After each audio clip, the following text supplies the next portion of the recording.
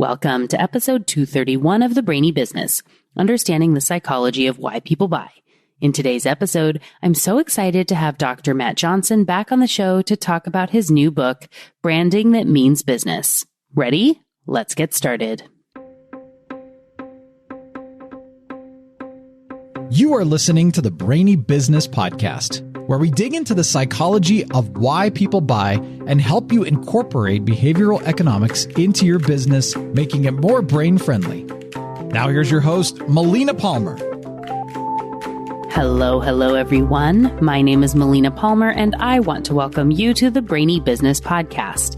Today, I'm very excited to have Dr. Matt Johnson back on the show to talk about Branding That Means Business, a new book he has co-authored with Tessa Misiaszek, who will be on the show in a few weeks talking about her background and the aspects she brings to this fascinating project.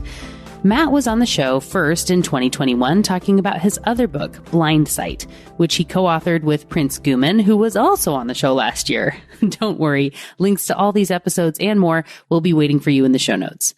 A little bit about Matt. He is a professor, researcher, and writer who received his Ph.D. in cognitive psychology and neuroscience from Princeton University in 2013. His focus now is about bridging the gap between science and business. Sound familiar? And to accomplish this, he works across several fields, including behavioral economics, consumer neuroscience, and experiential marketing. A contributor to major news outlets, including Forbes, Entrepreneur, Business Insider, and Vice, and a writer for Psychology Today, he regularly provides expert opinion and thought leadership on a range of topics related to the human side of business. He advises both startups and large brands and has served as an expert in residence to Nike's innovation team in Portland, Oregon. Matt is so much fun and a wealth of fascinating information. We're going to talk about so many awesome things today that I want to get right to it. One last thing before we jump in, though. I already mentioned the show notes and its links to past episodes, as well as ways to get in touch with Matt and to get his awesome books and others mentioned on the show. Those notes are waiting for you within the app you're listening to and at thebrainybusiness.com/231. Now let's jump right in. Dr. Matt Johnson, welcome to the Brainy Business Podcast. Thanks so much for having me, Melina. It's a pleasure to be here. Pleasure to be back, of course. So excited to be chatting with you again. And we, of course, had a little chit chat in the intro, I guess, getting back together because we went through a similar life shift in that we had kiddos born around the same time last summer when we were doing our interview before. So yeah, no, totally. I feel like I'm always following in your footsteps a little bit. I saw that you wrote a book, so I had to write a book. You wrote a second book, so I had to write a second book. I saw that you had a child, so I had to have a child. So basically, whatever you do, I'm like a month or so behind. So you have to let me know what you're going to do next, so I can try and play catch up. Oh my gosh. I know that's funny of you to say. I believe that your first book came out before my first book, but I appreciate and your little guy was born about a month before mine, but we'll get what you got going on. We're just in sync. We're making it happen. That's what it is. But yeah, we're and I'm sure you've been teaching longer than I have, but all the same, excited to be talking about your new book, Branding That Means Business. And this episode is going to come out right when the book does. So we're excited about that. For everyone who has not yet heard the last time you were on the show, which of course we'll link to that episode in the show notes, can you share a little bit about who you are and how you found yourself in this amazing world of neuroscience and behavioral science? Yeah, so my name is Dr. Matt Johnson. I'm a speaker, author, and researcher within this general area of consumer neuroscience, behavioral economics, neuromarketing. I originally come from the world of academic neuroscience. So my doctorate focused on the neuroscience of language and communication. I did a lot of behavioral work, a lot of work with psychological experimentation, but primarily focused on neuroimaging techniques. So fMRI, EEG, a bit of galvanic skin response, really putting people inside big machineries and eavesdropping on their brains as certain processes are happening. That was essentially my mid-20s. And then really for the past decade or so, my research and my writing and my focus has really been about applying this neuroscientific perspective to the world of marketing and branding. So I do consulting in this area. I write in this area. I actively research and teach in this area. I teach at Holt International Business School here in Boston and also at Harvard University as well.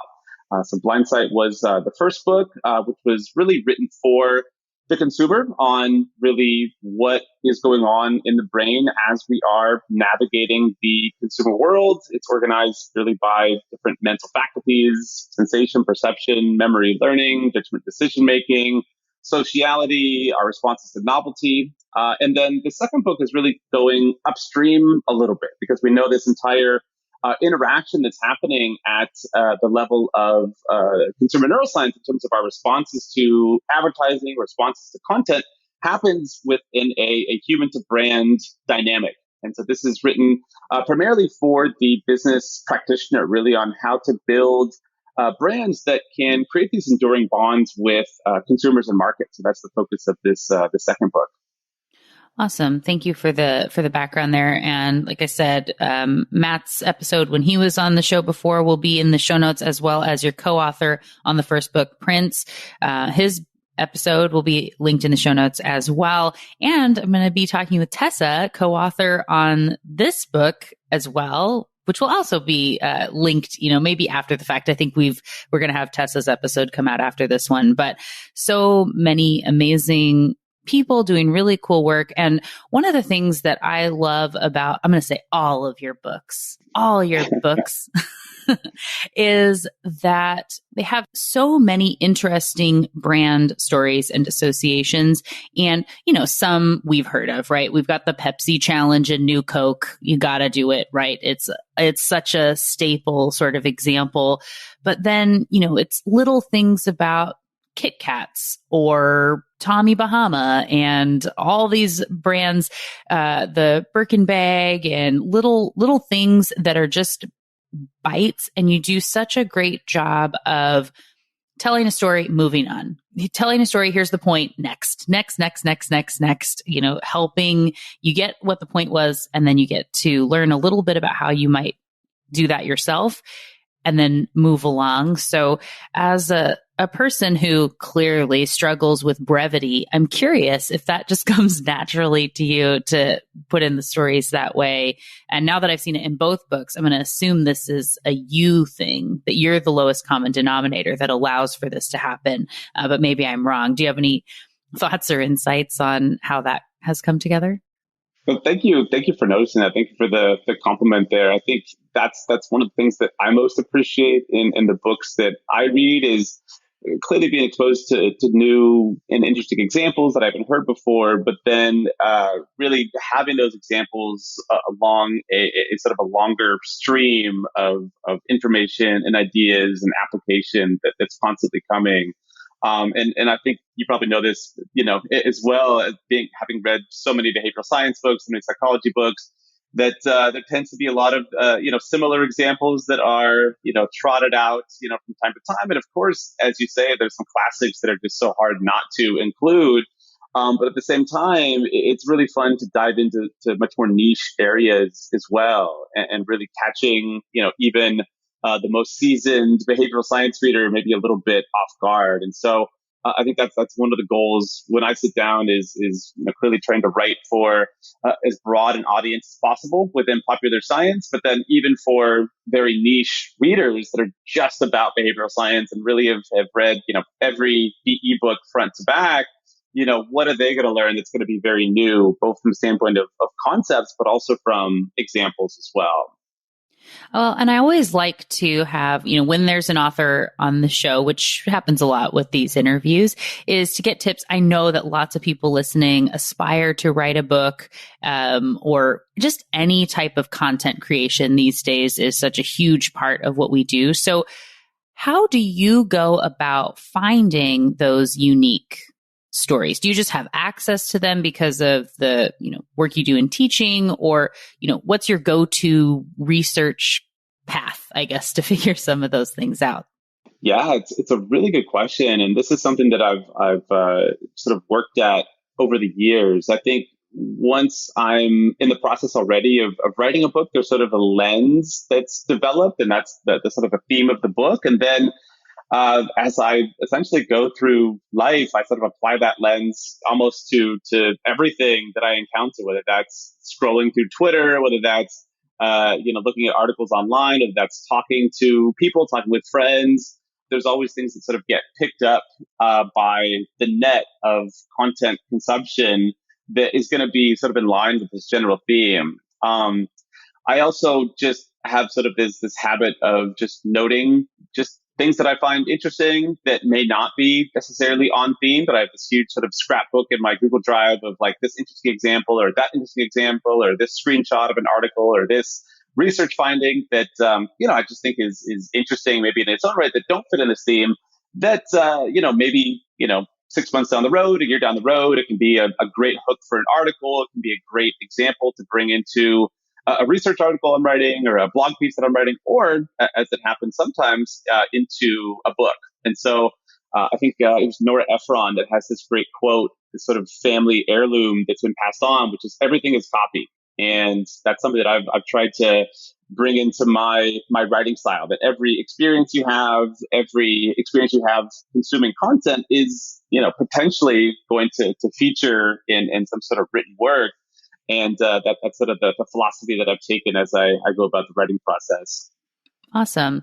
And I do the same. I'm constantly taking pictures of things and saving, little notes to go back to later, like, oh, great framing example or whatever that I know I'm going to want it down the line.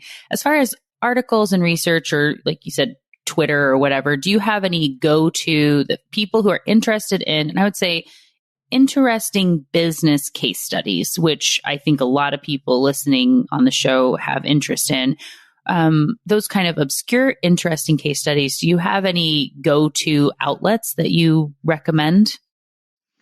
Yeah. So I think, there's a couple different ways to go about it. I think for better or worse, I am on Twitter probably way too much, and Twitter for all of the, for all the negatives that are spoken about and all of the opprobrium that is rightly directed at Twitter. It is just an incredible resource. I think the greatest analogy I've heard for Twitter comes from the journalist, the Atlantic writer, Derek Thompson, that says, Twitter is like the world's best library. But in the lobby of the library, there's like a tomato fight happening. So as long as you, can get past that tomato fight and get into the real archives, it's just this jewel, this treasure of knowledge. So, I tend to, stay out of the fray of, the mudslinging that goes on Twitter, the political takes, there's some interesting discussions that happen, not in the most civil ways, obviously. But there's just some incredible business minds that are on Twitter. It's incredible academics, incredible business practitioners that are on Twitter that are sharing their ideas, that are sharing case studies and different things that are trying in the marketing world, that are learning in public, as they say, trying different things, sharing their results. And it is just an incredible resource that, once you get past the tomato fight that's in the lobby, getting to the good stuff is really pretty powerful. Yeah, absolutely. And what's your handle on Twitter for everyone who's going to go follow you to see who you're following? It is at Matt Johnson is me. So by the time I finally joined Twitter, all the Matt Johnson handles were already taken. So at Matt Johnson is me. You didn't want to be at Matt Johnson 8625437. Yeah, that was the alternative. Yeah, that's no fun. Awesome. Well, I figured actually I was going to suggest potentially The Atlantic might be one that's on your list of outlets. I know that they always have such interesting articles that go way back. I've done stuff on diamonds, like the diamond industry. They had a really interesting article, and the difference of The Atlantic, I think, is that the articles are lengthy, where these days everyone's trying to get as short as you can, and the little snippets of things, they have this depth to them. And I trust them with what it is that they have to say, which ties in, of course, back to some of what's in your new book, Branding That Means Business, is this value of trust. And one of the things I made a note of that I knew I wanted to ask you about was that you said, trust completely changes the nature of our decision making, was, a quote that I wrote out from the book. Can you talk a little bit about this neuroscience of trust? Because I find this just fascinating. Absolutely. So really, anything we're trying to do in branding, there's lots of specifics we can get into about positioning and brand personality, and then, of course, brand communication and tactics. But really, overarchingly, the role of the brand is to create trust. And trust is just an absolute game changer when it comes to consumer dynamics.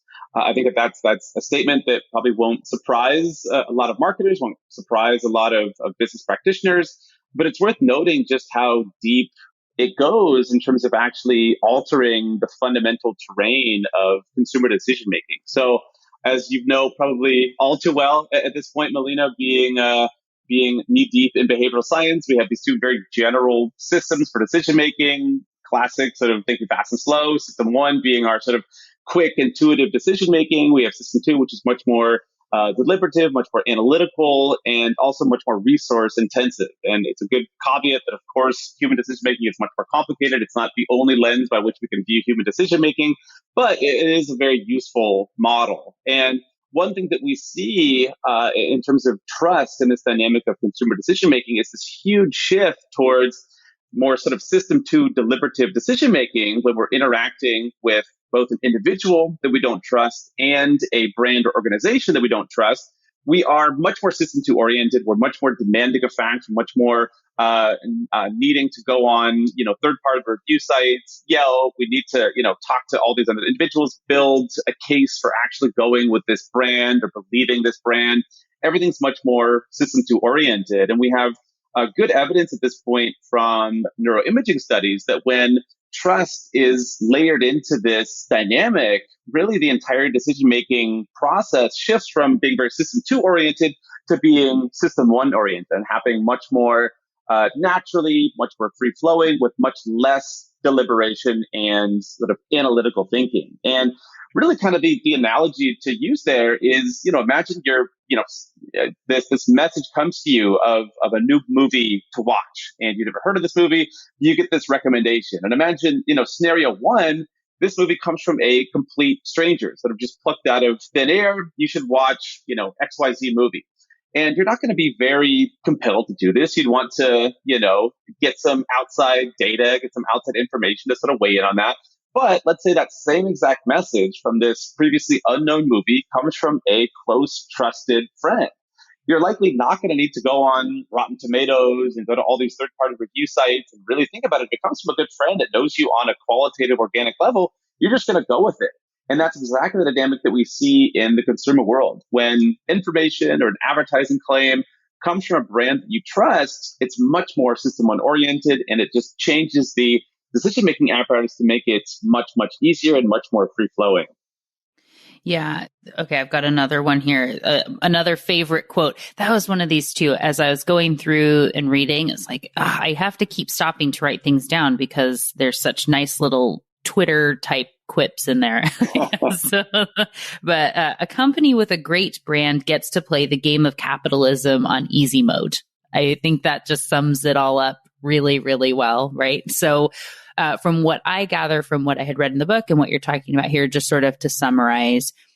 So in my first book, I talk about the brands that you love the most, and it's the going on the blind date versus, going out with my husband. And if the blind date slurps the soup, you're like, yikes, you're out. I can't listen to that for the rest of my life. And they could have been a total 10 for everything else, but that's not worth it. Whereas if my husband slurps the soup in the same way, it's not like we're filing for divorce or something right away, right? Because I'm going to let that slide. I love so many other things. It's okay, even though maybe it's a little bit annoying. So with those brands that we really love, our favorite brands, they get to slurp the soup a little bit and we let it slide. And you have I think a really great kind of comparison that comes in early on in the book as you're talking through this, a house versus a home. So I guess we'll take a step back. I jumped in on the trust thing because I thought it was on my list and it lined up with what I was just talking about. But let's back it up and let you talk about the book as intended, from the beginning, I guess, of what it does, and maybe starting with that house versus a home analogy. I think that's a really great one. Totally. So, yeah, we really like this analogy of building a brand is like building a house. And ultimately, the goal is not just to build the house, not just to build an architectural structure that protects from the elements, but ultimately a home that is sort of infused with a emotional experience, a positive emotional experience, and a sense of warmth and belonging. And so we can sort of think of the house, sort of the architecture, that's sort of everything the brand aspires to do internally. So it has a blueprint of how it's going to build the house. And that's sort of the brand constitution, its internal understanding of itself. And then as it's constructing the house, we can think of sort of brand personality as being sort of the walls or the roof, or all of these different components coming into play in terms of really setting up the foundation and the basic architecture for the brand as a whole. But of course, the goal isn't just to create this house, it's ultimately to create a home. And the difference between a house and a home is the difference between a brand that is great in principle and a brand that is great in practice. And in order for a brand to be great in practice, it needs to literally and figuratively, metaphorically, in every sense of the word, let the consumer in. And once the consumer is let into the house, let into the brand, it gets to interact with it, gets to make it its own, get to, in some instances, co-create the brand and its products and its personality. This is where we see this great, really deep connection. This is really where we see a house turn into a home and the brand really become meaningful in the mind and the life of the consumer. Yeah. Like you said there, a house can never be more than just a house until it's lived in. It just can't. There's no way that it can become a home without someone feeling that it is home. And I think it's an interesting analogy too, because that hominess is something that's occurring within the brain of the people or person that lives within the home, right? Which makes it to where it is such a great analogy in the, everything really is happening in our brains. And what might be home to me, and we've, embraced, and this is our home and we love it so much that the next owner, it might still just be a house, right? That it doesn't have that same connection point, or even, it's home to me, but for, someone else living in the house, it's just a house. It is an interesting way to really look at it, and how that, interactions within the brain and how you feel about it and those associations are so key, which I really wanted to talk to you about the brain association part today, because I love that sort of stuff. So I'm going to just say, do you have anywhere that you would start in talking about brain associations and branding without me having to prompt you? Totally. Yeah, that's all the prompting I need. I love this topic. So I think really when people ask about, what is a brand, we can't define it from a single dimension. It really has to be understood at these two different perspectives. One, it is an element of the company. So it's a tool of the company. It's not the company itself, the tool of the company that adds unique value above and beyond the products themselves, and it helps the company differentiate these offerings from industry competitors. So that's what a brand is from the standpoint of the company. But of course, the brand from the perspective of the consumer is something else entirely. The brand from the perspective of the consumer exists nowhere else but in the mind of the consumer. And because of this, brand, and what we're really talking about here is brand image, is idiosyncratic to the consumer. So the brand is the totality of semantic and emotional associations that exist within very literally the brain of the consumer. And just like everyone has slightly different associations for, let's say, a concept like Christmas, people have slightly different associations for, a brand like Coca-Cola or Nike or Apple, because these are mass market brands that have been with us. We're talking about, at least an American audience, a Western audience. These are brands that everyone's going to be familiar with. They've been bombarded with advertising and content and celebrity endorsements for the entirety of their life, and they're going to be generally familiar with the same types of attributes. But that being said, they each have a different experience with the brand. They each have a a slightly different associative network at the level of the brand. So whereas brand image, we can sort of understand it at the level of a single individual in terms of their specific idiosyncratic associations and the emotional and semantic ties that they have with it. There's going to be some generalities as well. So if we aggregate across the entire addressable market, there's going to be some sort of systematic similarities. And that's when, of course, the brand manager has done their job in terms of building this brand image in the mind of their consumer base. And so we all have, let's say, slightly different, experiences with Samsung, but we all have the same general types of associations. We sort of know what the brand, stands for. We know what it does. We know that it's, sleek and stylistic and all these other attributes, even though no two people may have exactly the same associations there. So we're trying to define brand. I think we really have to understand them in terms of these two dimensions. One, again, it is something the company owns. It's actually intellectual property of the company, the tool of the company to help them navigate the market successfully. But then at the level of the market, it really can't be understood anywhere else but inside the mind of the consumer base.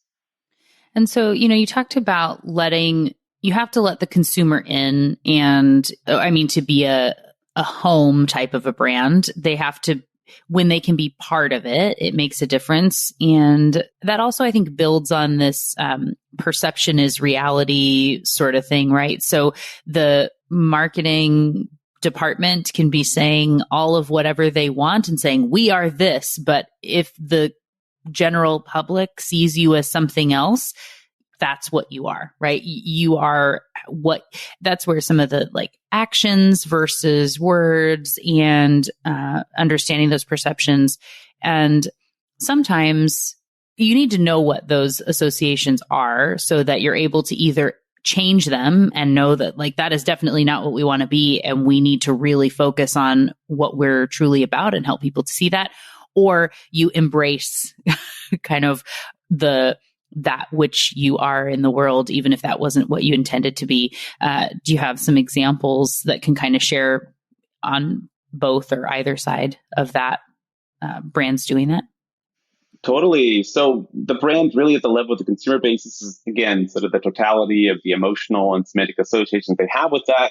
And the brand doesn't get to dictate that completely unilaterally. The brand can't just say internally, we are this. We are the aspirational brand. We are the athletic brand. We are the XYZ. They can't really dictate that unilaterally. Because this doesn't happen in a vacuum. Even if the brand is communicating these attributes, that may not be how these are perceived and interpreted, and that's not the consumer's experience with the brand, and not how they interpret this content and this advertising. So ultimately, how the brand is sculpted at the level of the brain of the consumer and how that's aggregated over the entire market can be very, very different. So one of my favorite examples of this comes from the history of Kit Kat in Japan. And so really for the longest time, Nestle, which owns Kit Kat, had just this incredibly difficult time getting Kit Kat to take off in Japan. And it was this very sort of niche product for a very long time. They tried, this campaign and that campaign, and they tried, slightly different iterations of their sort of classic tagline of take a break with Kit Kat. And they just tried it in Japan in different sort of ways. And they tried local celebrity endorsements. They just couldn't get Kit Kat to take off. And one year, some very savvy market researchers took a deeper look, and they found that while Kit Kat had relatively low adoption sort of across the board, they found that there was a sort of niche group on a small island of Japan that not only were buying Kit Kats on average much higher than in mainland Japan, but they actually bought them in a very seasonal sort of way. And so they took a deeper look there, and they saw that basically every year or so around exam time in Japan, Kit Kat was being bought, and this is where they saw this huge spike in revenues. And so they did some deeper digging, and they found out that the word Kit Kat actually has a very similar meaning in that sort of strain of the Japanese language. And I won't try and pronounce that Japanese here and embarrass myself, but it essentially means something equivalent to I wish you every good luck.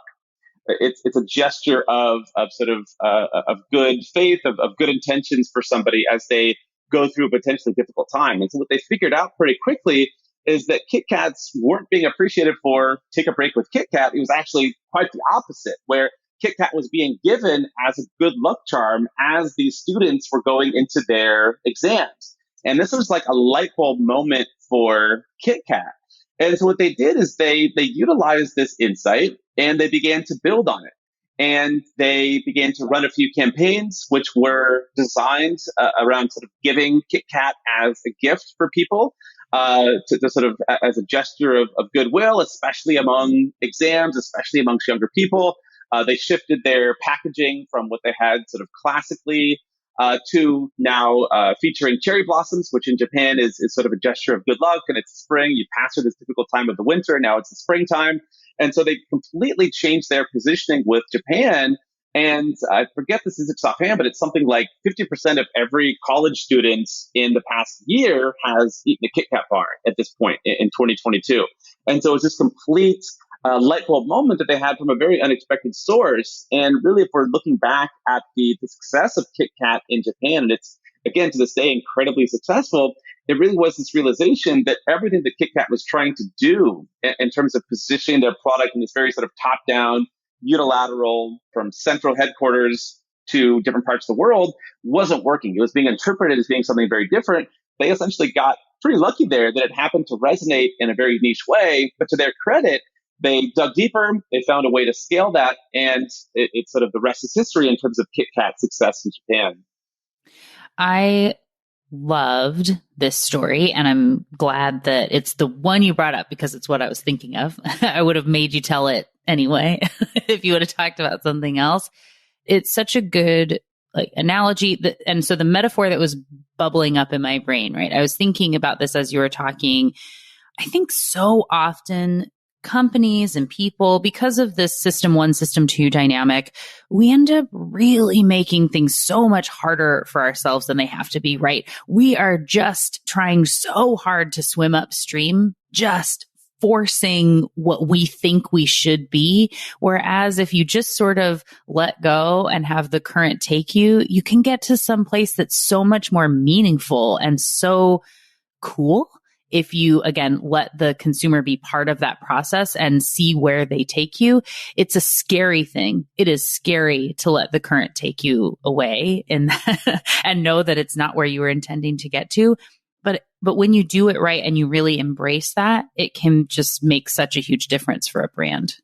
Absolutely. I think this is really one of the areas that brands tend to struggle with. And it's totally understandable because you think about the role of a brand manager, and historically they've sort of seen themselves as the guardians of brand image, that we have, our nice, quiet, 70-degree, air-conditioned, boardroom. We're, have on a board how we're going to position ourselves, how we're going to differentiate from our competitors. What are the attributes that we think are going to resonate with our consumers and be able to successfully differentiate us? And then we're going to execute on this. We're going to execute on this strategically. We're going to execute on this with specific tactical approaches. And our job as the brand manager is to carry out this execution process. And that is a very sort of understandable approach to this big problem of branding. But we see time and time again is that brand managers just simply can't, in this fragmented media landscape, dictate brand image. And again, this very sort of top-down and unilateral way. There's just way too much noise in our media system. There's way too much noise in terms of consumers interpreting branded content in different ways, advertising content different ways. As we speak about in chapter 3, I believe, we're looking at the fragmented media landscape. There's so much unanticipated user-generated content. Of course, brands want to encourage you to take, selfies with the brand and host this tag and hashtag. And that happens to be, that does encourage a certain degree of user-generated content. But of course, brands are everywhere. Everybody has a mobile phone. Different things happen in the environment, and inevitably someone's going to film it. Inevitably, there's going to be a brand or product in that image. It's going to go viral. There's going to be, conversations happening about this on social media. All of this is not within the control of the brand manager. And I think the quicker that we realize that our job as the brand manager is not to be the guardians of brand image, but as the sort of the caretaker up as the midwife of brand image. We bring it into the world and we help sort of have some guardrails there for it. But ultimately, we can't dictate. We have to sort of let it have a life of its own to a large extent. And I think the role of really trying to create a brand, successful brand of the world is not so much about, again, dictation, but about co-creation with consumers. Yeah. And so along those lines, you have a chapter in the book that's really dedicated to influencers, which I think is such an important part of any brand these days, and that you get into the micro influencers and then what is nano, right? Nano beyond that, the little itty bitty baby influencers that are out there. Can you talk a little bit about how any brand might be looking at influencers and what the value is in them and how they're all, that was in the, A World of Walter Cronkite's, right? In that chapter. Right. Yeah, no, totally. I mean, I think when people think influencer, they think, Kim Kardashian, The Rock, LeBron James, and certainly these are good examples of these huge macro mega influencers. And there's evidence suggesting that when done right, big celebrity endorsers can really, one, anchor a brand, but then two, be very successful in terms of specific campaigns. But on aggregate, there's this evidence suggesting a lot of this comes from the lab of Jonah Berger at University of Pennsylvania, where if we're looking at the effectiveness for medium and smaller brands, that actually these sort of micro or nano influencers, which have smaller audiences, smaller followings, but pretty engaged followings within these niche communities, that can actually be much more effective. So it's much more cost effective. And as we spoke about before, there's this deeper trust factor as well. So of course, we feel compelled by these huge tastemakers, the LeBron James of the world. But of course, they do endorsements for lots of different brands. And there's a little bit of contrition there in terms of how much trust you have towards a large, well-known celebrity. But if you have your specific, let's say, yoga person, and you follow them on social media, and you watch their YouTube videos, and you really feel like you've got to know them over hours and hours and hours of content, there may only be 10,000 of you in the world. But if that person says, I really, really like these, let's say, Lululemon yoga pants, here's a 10% discount code, affiliate link, that's going to be much more compelling and much more cost effective than going to this massive, massive influencer that, may not garner on average for each individual follower, they have that much degree of trust. Yeah. And that's where, so for a brand, and you may feel like, well, we can't afford Kylie Jenner, so too bad, right? We just have to keep, again, fighting upstream with our, massive ads and just doing YouTube pre-roll and hoping for the best, right? But I think maybe it's because I'm a mini nano influencer myself,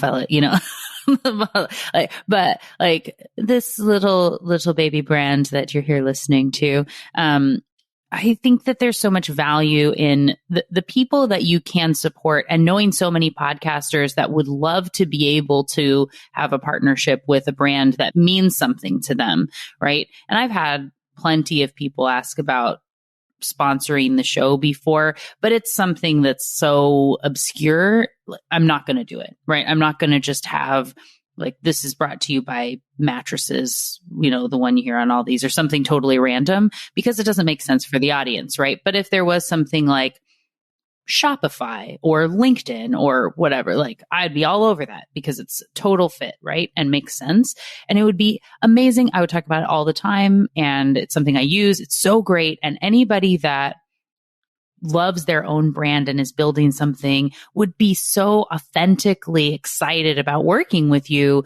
That value that comes from it versus this one-off of like, oh yeah, I use this promo code because bleh, it just, I think it's really impactful for brands on that social proof aspect. And I think it can be so useful. So, I mean, let me just really quickly adjust and step off of my soapbox because that got a little bit tangenty, but I'm a big fan of this strategy.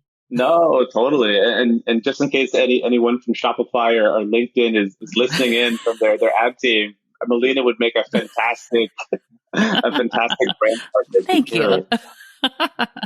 Yes. Yeah, and I think you're touching on something really interesting, though, because I think there is one from the standpoint of the influencer themselves, the Melinas of the world.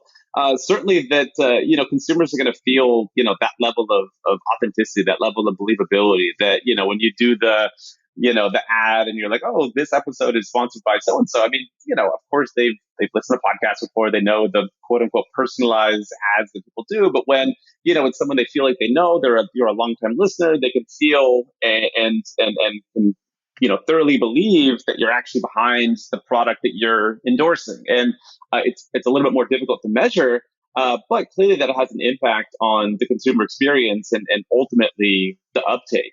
The other thing I would say as well is that, especially amongst younger consumers, there is this sort of learned allergy for very, very sort of top-down advertising, very sort of overt branded content that clearly comes from the brand team, the marketing team, and is now coming to you through a influencer or through a celebrity endorsement or through somebody on Instagram, for example. And this is one of the reasons why TikTok has been, such a huge platform from the standpoint of product advertising, is because it's so integrated into the experience itself. It's a huge sort of back and forth with Instagram and the FCC, where they had to disclose what's an ad and what's not, and it's really hard to tell what's an ad and what isn't.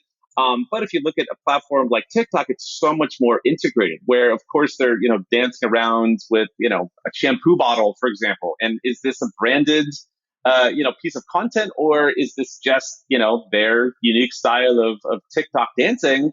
Who really knows? But certainly that's going to have a positive brand impression on their, 500,000, TikTok followers. And so, especially for the younger generations, there is this, again, sort of allergy to really overt, polished content, even of the type you see on an Instagram, and much more attraction towards this more organic, integrated, I'm not really being sold to type of advertising, which I think TikTok is especially well placed to capitalize on. Yeah. And you just don't need the generic, in the same approach we've sort of been talking about, like, don't get swept up in feeling like you need everyone to be saying something about you. You need a few of the right people saying something about you. And if I was to read an ad that was saying, and today I'm really excited to let you know that this is brought to you by Heinz Ketchup. Ketchup is good. I like it on French fries. Hooray, right? That's weird. And it doesn't sound very good, even if I'm reading their script. Whereas Ed Sheeran loves Heinz Ketchup and has done the EdShip campaign and all this stuff. And his followers know how much he loves Heinz Ketchup. And he got his own little branded tomato that was like his dream of having the tomato with glasses is like the greatest thing, not really the greatest thing to ever happen to Ed Sheeran. That's awesome. But becomes this whole thing, and people then are more likely to get Heinz because he loves it so much. And it is very authentic and trustworthy coming from him when he's talking about how he's just over the moon for ketchup. Totally. Yeah. And that's exactly the type of sort of integrated content that's becoming more and more attractive. So, I don't know if Ed Sheeran is absolutely, I'm not, questioning him. I like Ed Sheeran. He's a fine dude. I mean, he very well may have this very genuine love of Heinz, and I believe that he does. And, that's exactly the type of content that's going to be, compelling. And you could easily imagine a feigned version of that where, Heinz gets together with, I don't know, Beyonce. And it's like, let's create this whole backstory where you've loved Heinz ketchup your whole life, or Heinz mustard your whole life. And let's do some, content campaigns on it. Maybe it comes up believable, maybe it doesn't. But you can see the approach as being this sort of very integrated, believable, authentic campaigns, which again are being, much more compelling these days as opposed to, the boring old reading off of a script type of advertising. Yeah. And so you have a whole thing about tattoos in the book. We won't talk about that here, but Ed Sheeran does have the Heinz ketchup tattoo that he got before he started doing anything with Heinz. I feel like that is a true love there. And just for anyone, again, who happens to be listening, I feel like the clear win for Beyonce is not mustard or ketchup, but it's honey, right? You got to go with the queen bee getting her honey, right? Like you need to be reaching out, you honey makers, right? For that. So, okay. This got a little weird, which is something that I enjoy. So thank you for going on this another tangent with me. Before we close out, I would love if you could give just a little bit of advice that's the difference for small brands and big brands and things that people should keep in mind beyond this nano influencer thing. But can you give a little bit of a tip? And World Know, there's a whole great chapter about this in the book. There is this real massive difference between small brands and big brands. This is some great research that's been done by R&D associates based in Denmark. And there's this general idea that when it comes to doing, competitive landscape and differentiation, that really brands sort of compare themselves to what they think are different from their industry competitors. But they really don't as well put themselves in the shoes of their customers and think about how the consumers see them in relation to their competitors. And it turns out that when they do this, they get slightly different insights. And the main insight to come out of this is that consumers really have very different expectations depending on the size of the brand. And so for small brands, and again, this is sort of defined at the level of the consumer. So Ben & Jerry's, despite being a massive brand, it's owned by Unilever, it's sold internationally, it's still perceived to be a relatively small brand because that's just how consumers see it. And so if it's perceived to be a small brand, the expectations are that it's going to be a brand that you really know. It's down at sort of a personable level. There's the idea that you could directly interact with the brand, whether this is on social media or through customer service. There's this idea that you could potentially co-create with the brand. And Ben & Jerry's does this with aplomb on all of those fronts. They have this huge process by which basically everyday consumers on their massive mailing list can contribute ideas for new flavors, and you can actually be called up to go in and be a taste tester up at their headquarters in Vermont. Alan Gannett wrote a fantastic book called The Creative Curve, which dove into this entire process. And so Ben & Jerry's really does this well, where they embody a small brand, even though they're a massive corporation, and they feel the sense of connectedness with their consumers. And when a small brand graduates effectively to being perceived as a big brand, this is the Nike, the Apple, the Googles of the world, of course, they have to have a compelling brand personality, but consumers have different expectations in terms of what that brand personality should be. And so consumers more and more not only want that brand personality to be clear and well-defined in their minds, they want very, very exceptional products to be produced from that brand, but they also want that brand to have this sort of world-beating quality to them, to really stand for something that goes above and beyond commercial success. So Nike, is not just an athletic brand, it, helps you achieve your dreams. And Google isn't just a technology company, it's improving the world through innovation. And those are really the expectations that consumers have towards these bigger brands. So, of course, differentiation is important. Of course, consumer perception is important, but it really matters to take the consumer perception into account in terms of those expectations. And the biggest dimensions are, again, sort of small brands versus big brands. Oh, thank you so much for elaborating on that. I think when we can have these clear differentiators and knowing a point where it's so easy, again, to look at all of what's in front of you with your brand. And if you decide, okay, we're ready to be a meaningful brand that people are going to love, we get it. We've read Branding That Means Business. We are ready to go. But I don't even know where to start. Like, how do I let people love me? How do I let them love me and take control of my brand if they don't know who I am? And how do I even get to that level? And I think, this first kind of sweeping statement of saying, yes, you need to know who you are. And are you small or big? That's a first place to go, and embrace that piece. And then, right. And the book gives some really great other ways to start to look at your brand and kind of segment your way down to help determine that best path for you and the way to, let the current take you away, to keep my silly analogy going. So thank you so much for joining me on the show again. It was another fantastic conversation. I can't wait to talk with Tessa and dig in even more on all of this. And so for everyone who we know, we're going to be sending them to Twitter at Matt Johnson is me to go find you. But, where else can they find more about you and your books and your work and all that good stuff? Yeah, so Twitter's a great place to start. As you mentioned, at Matt Johnson is me. And then also my personal website has the same URL, mattjohnsonsme.com. I'm also the same on LinkedIn as well. And yeah, this is something that I'm constantly thinking about. I'm constantly researching and writing new pieces on. So I'm more than happy to keep in touch about these ideas, and any interested audience members, I'm more than happy to keep in touch with about this. Awesome. Well, we will be linking to Matt Johnson as me across all the locations. So check that out in the show notes. Get your copy of Branding That Means Business, which is now available. So I can tell you a very awesome book. Highly recommend it. And thanks again, Matt, for joining me on the show. Thank you so much. Thank you again to Dr. Matt Johnson for joining me on the show today. What got your brain buzzing in today's conversation? For me, I'm always so interested in the associations of the brain and how seemingly small and nuanced things that don't seem like they should matter can make all the difference for a brand and its effectiveness. And as I say all the time, the importance of context in any communication and attempt to incorporate behavioral economics into your life and work. The Kit Kat example is just such a perfect representation here.